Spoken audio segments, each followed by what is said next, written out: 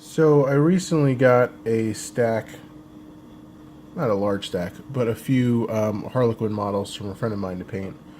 I got some, I'm not really sure what these are. I think for Dark Elves they're called Venoms, but I'm not sure what the Harlequin equivalent is. And then I also have some jet bikes, like you see here.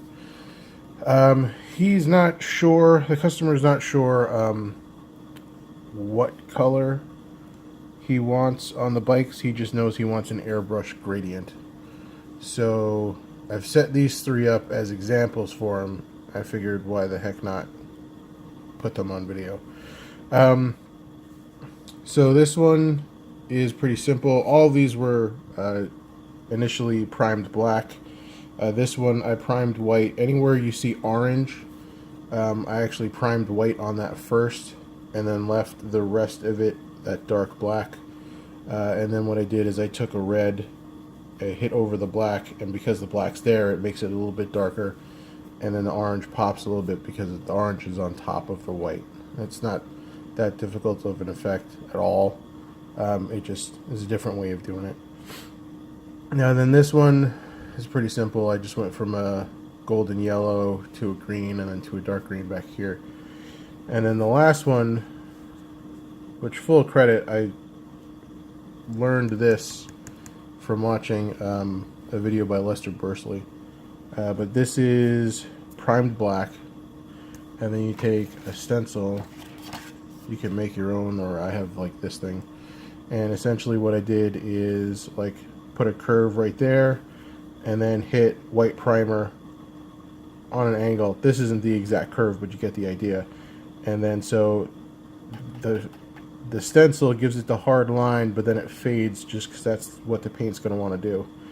So you've got a bunch of like little curves in here, and then on the back you have these straight lines which kind of look like non-metallic metal, but depending on the color you can change that effect. That's certainly what I wasn't going for, but that's what it ended up looking like. This, I think eventually I'm going to put a matte varnish on because I'm not sure I like the shininess of it, like the polish of it. And the matte will kind of kick that back and like sink the colors farther into the surface of the model. That's really not a good way of explaining it. Thanks, dog.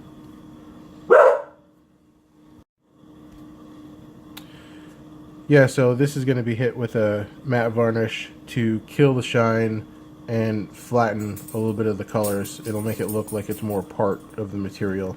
It's not a great way to explain the process, but that's the best I've got right now. So I'm going to send him a picture of these samples. These are for a client. I'm going to send him a picture of these three standing next to each other and see what he likes. Oh, and for this, so okay, so you do the white primer on the stencil to get the white webbings and lines and stuff. And then there's Minotaur makes these paints called ghost tints. And what these are kind of like a very thin candy translucent coating. So down for the bottom I used ghost tint purple. And then up here I used the magenta, but the magenta came out way more pink than I initially wanted it to be. So I threw some ghost tint fresh blood on top of it. And then on the back over here I hit a heavy coat with ghost tint blue.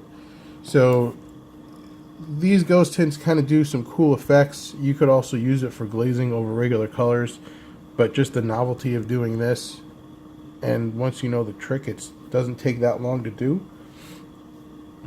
It's kind of cool. So I've done this on one other model of mine for War Machine, my Imperatus. I've done his swords, his Phoenix Blades in this type of style. So that's it for now. The next couple of videos will probably be taking care of those in whatever style he likes, the client likes, that matches one of these. And that's it for now. Bye.